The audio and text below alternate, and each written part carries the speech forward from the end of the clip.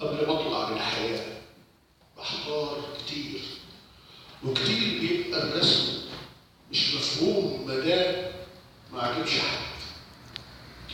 برسم بجد كشرة وبوس وحفار بلاطة ولما مناخيري كعوز، بس اللي مش بقدر عليه اغير جلد العجوز في وش حد.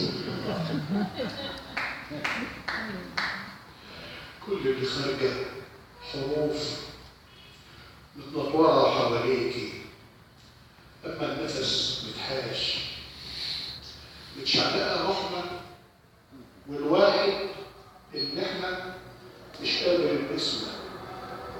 النسف اخترناه وهو سنخه وبيشبه البسمه.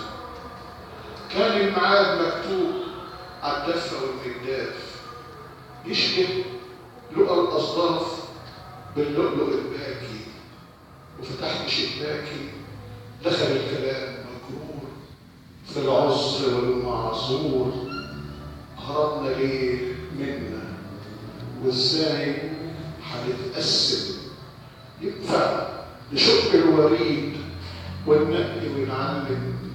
ينفع نصفي المشاعر او ننقض الاحاسيس؟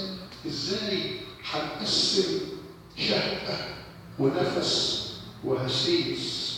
يا روح ملك روحي